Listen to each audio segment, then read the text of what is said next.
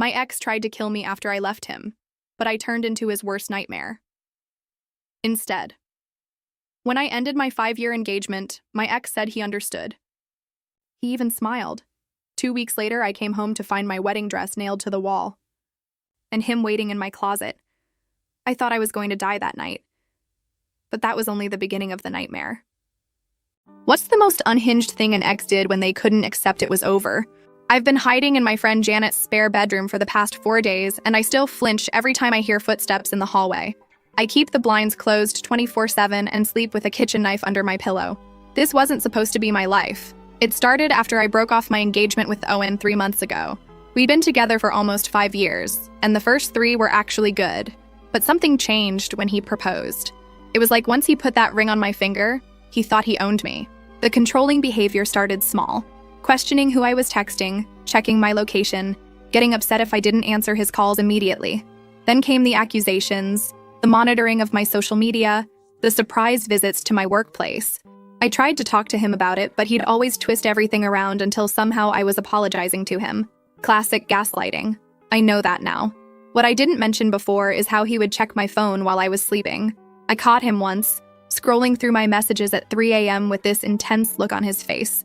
When I confronted him, he said he was just making sure I wasn't hiding anything, because he loved me too much to lose me.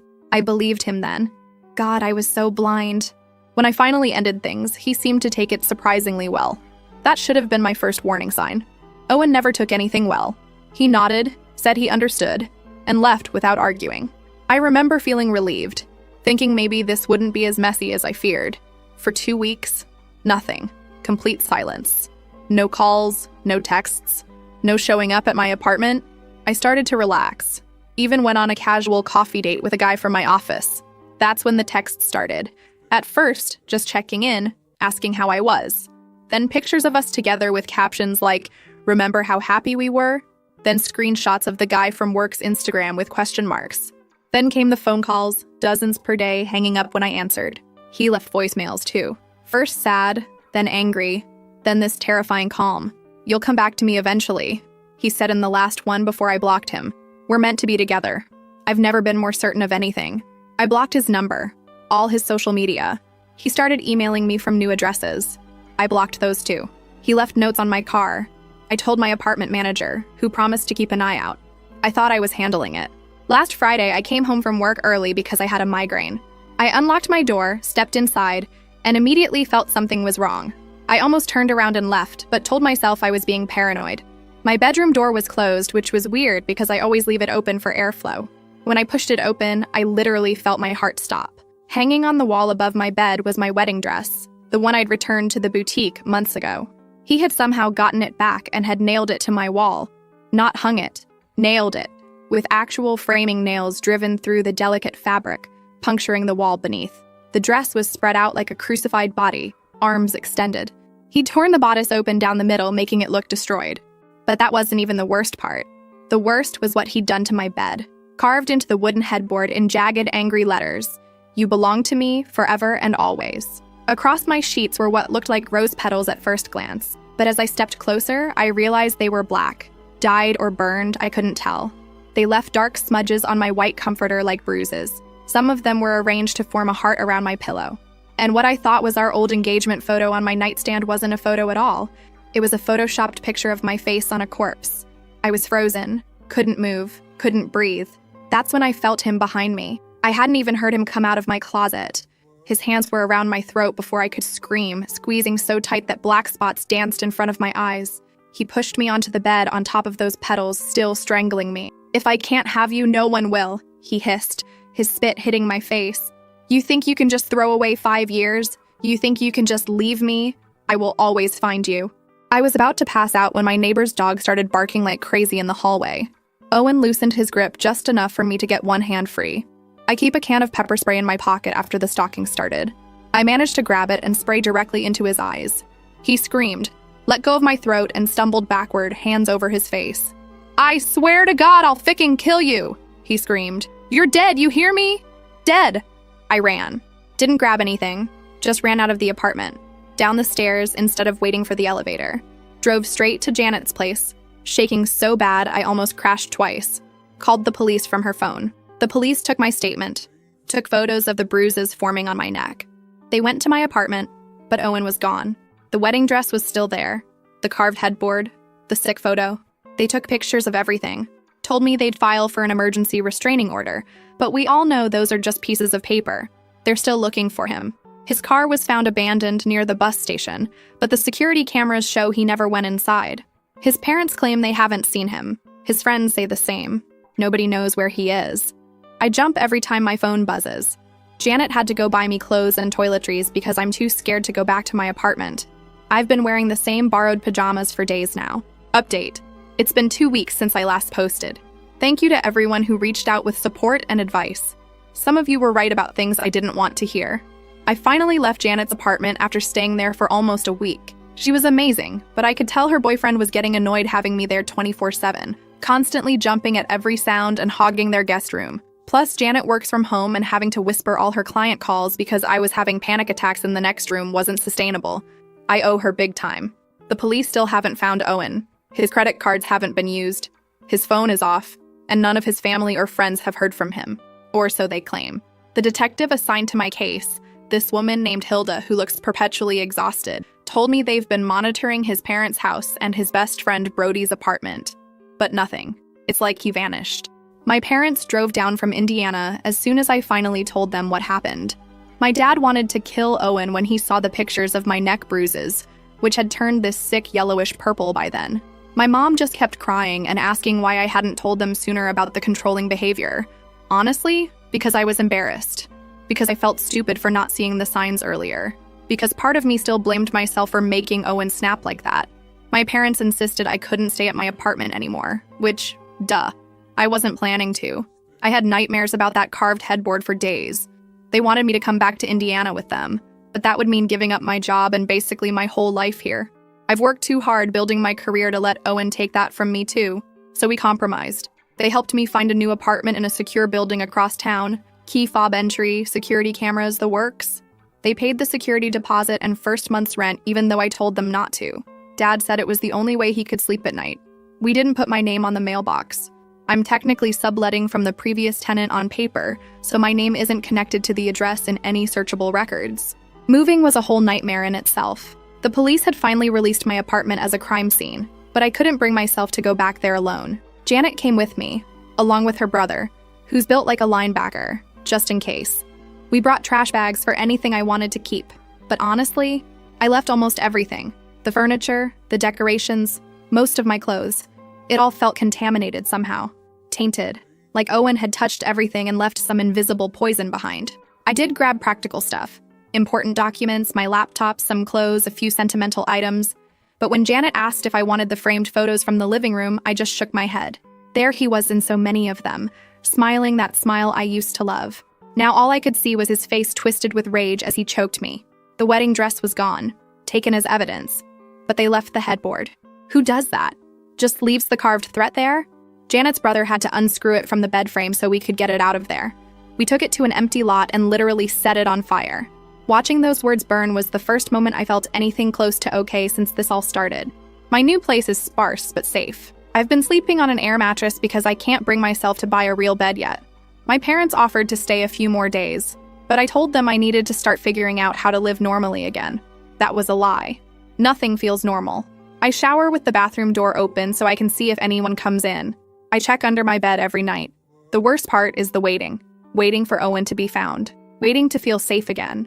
Waiting for the other shoe to drop because deep down, I know he's not done with me. Then I was grocery shopping. First time I'd gone alone since everything went down. I felt it. That prickling sensation on the back of my neck. Someone watching me. I turned around slowly, my heart hammering so hard I thought I might pass out. Nothing. No one. Just a mom with a toddler looking at granola bars. I told myself I was being paranoid, that therapy was supposed to help with this exact thing. I turned back to grab a box of Cheerios and nearly screamed. There was a small gift bag sitting in my cart, bright red with white tissue paper poking out the top. It wasn't there when I walked into the aisle. I swear to God it wasn't. I backed away from the cart, bumping into a display and knocking boxes everywhere. The mom with the toddler stared at me like I was insane. I couldn't breathe, couldn't think. I abandoned my cart and ran out of the store to my car, checking behind me the whole way. Once inside with the doors locked, I called Detective Hilda. She sent an officer to the store who checked the security footage. The cameras didn't cover the exact spot where I was standing. Of course they fucking didn't. The officer retrieved the bag, though. Inside was a jewelry box, and inside that was my engagement ring, the one I'd returned to Owen months ago. Wrapped around it was a small note that just said, "Soon." The police are taking it seriously, but what can they really do? They still can't find him. They've put extra patrols around my new building, but we all know that's just security theater. If Owen found me at a random grocery store, he knows where I live. I haven't left my apartment since. Had food delivered, but made them leave it at the lobby desk. I keep the curtains closed, lights off. I'm typing this from my closet because it's the only place I feel even remotely safe right now. Detective called this morning. They found something new when they did another sweep of Owen's house. A journal, pages and pages of detailed plans, different scenarios for reclaiming me, as he put it, backup plans for if I resisted. Some of the pages had dried bloodstains on them. They're testing to see if it's human blood. The detective wouldn't tell me everything that was in it, said it would only upset me more. But her voice changed when she talked about it. Like she was disturbed. And this woman deals with horrific shit every day. I can't sleep. Can't eat. One entry in the journal they did tell me about, Owen wrote that if he couldn't have me in this life, he'd take me to the next one. Detective Hilda says they're treating this as a credible threat of murder-suicide now. I don't know what to do. I can't live like this, jumping at shadows, waiting for him to find me again. But I also can't let him win by completely destroying my life. I refuse to be just another statistic. Another woman killed by a man who thought he owned her. Last update. It's been almost a month since my last update. I don't even know where to start. My hands are shaking as I type this, but I need to get it all out. Partly for myself, partly because so many of you have checked in and deserve to know what happened, and partly because maybe this will help someone else recognize the warning signs before things go this far. After finding that gift bag in my shopping cart, I basically became a prisoner in my own apartment. I worked remotely, had all groceries and necessities delivered, and only left for absolute emergencies, always with someone accompanying me. Detective Hilda called with updates every few days, but it was always the same. No sign of Owen, no new leads. They were monitoring his bank accounts, social media, family members' homes, but nothing. It was like he had become a ghost, one that was haunting only me. Then came the flowers, delivered to my work, not my apartment, my actual office building. Red roses with a card that said, "Missing you more each day." I hadn't even been to the office in weeks, and I definitely hadn't told anyone there my new home address. My boss called me about them, and I nearly threw up when she described them. How the fuck did he know where I worked? I called Detective immediately. She sent someone to review the security footage from my office building, but the delivery was made by a regular florist delivery person who had no idea who had placed the order. It had been paid for with a prepaid credit card purchased with cash at a convenience store 2 towns over. The breaking point came a week later. I was video chatting with my mom when my phone dinged with an email notification. It was from an email address I didn't recognize, but the subject line made my blood freeze. Our wedding photos. I opened it with shaking hands.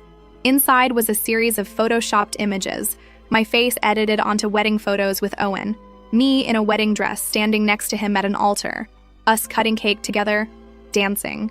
But my eyes were closed in every single picture, like I was dead. It was the most disturbing thing I've ever seen in my life. The last image wasn't photoshopped. It was a picture of me, asleep on my air mattress, taken through my bedroom window. From that morning, he knew where I lived. I completely lost it. Full-blown panic attack. My mom heard me screaming through the still open video chat and called 911 from Indiana. I was hyperventilating so hard I couldn't even explain what was happening when the police arrived. Just shoved my phone at them. They did a sweep of the building and surrounding area but found nothing. Detective arrived an hour later with news.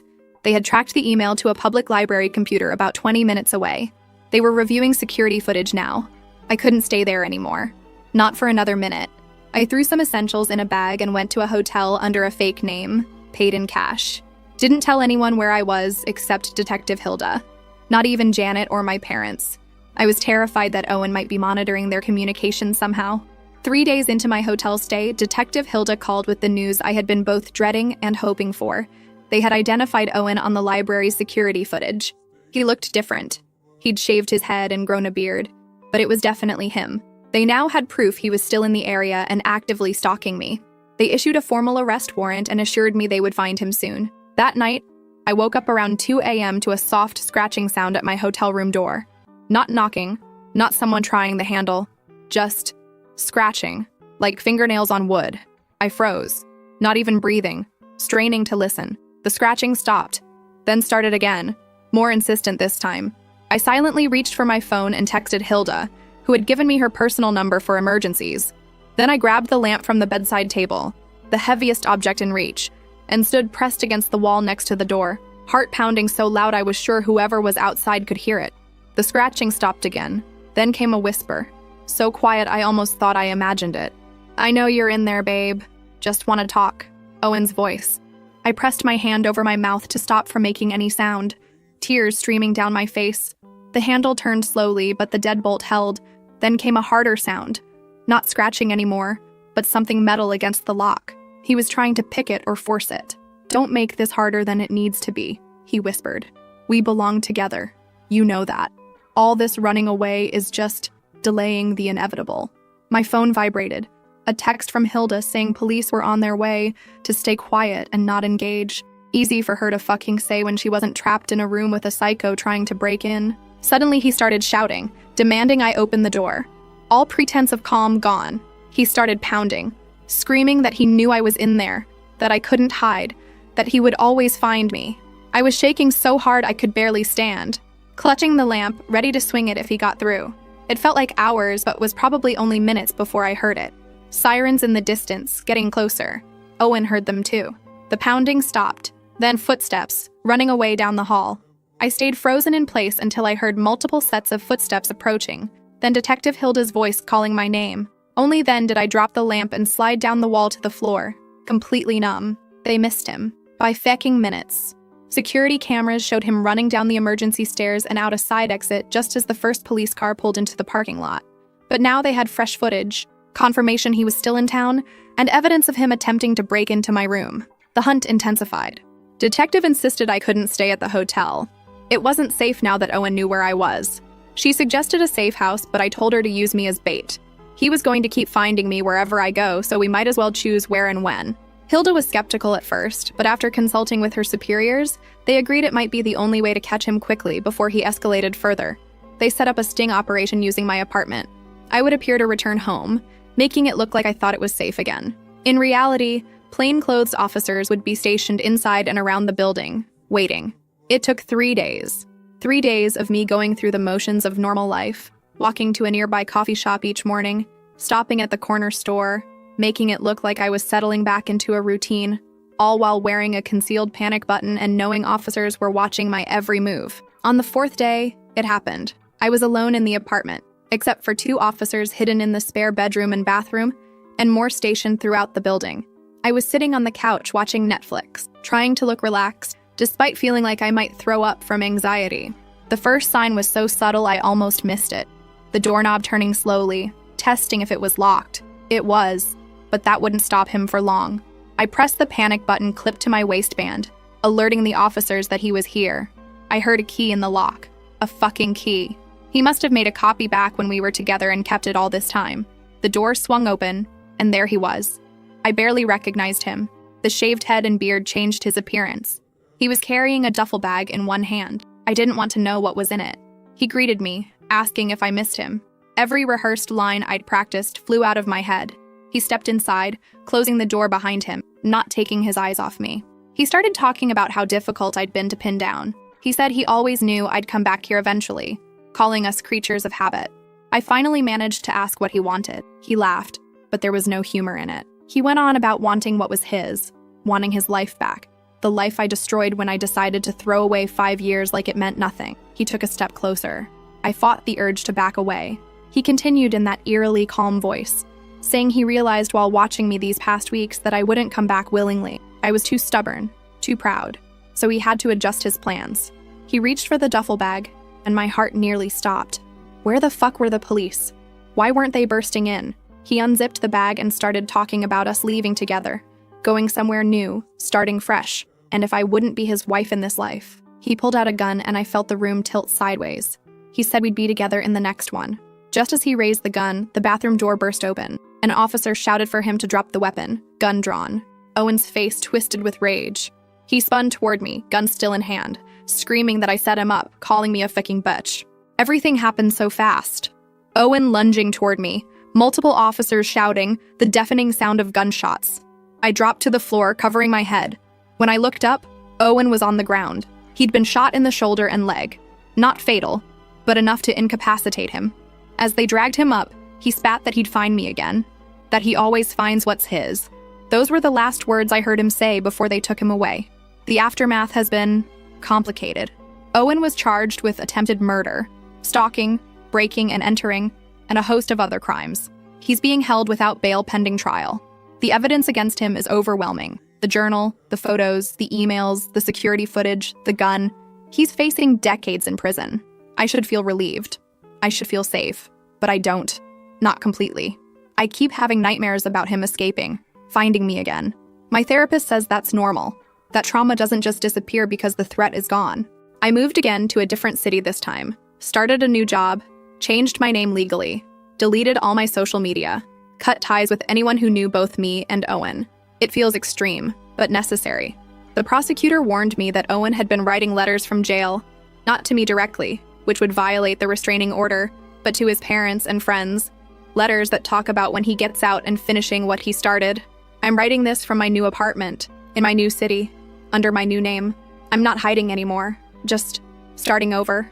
If there's one thing I've learned from all this, it's that you never really know someone. The man I loved for 5 years, planned to marry, share a life with. He was capable of this level of obsession, this violent, this evil. Check in on your friends who've recently left relationships, especially if their ex seemed too calm about the breakup. Trust your instincts when someone's behavior feels off. Document everything. And please, please take threats seriously, even veiled ones. The red flags I ignored nearly cost me my life. I don't know what the future holds, but for the first time in months, I believe I have one. And Owen won't be part of it.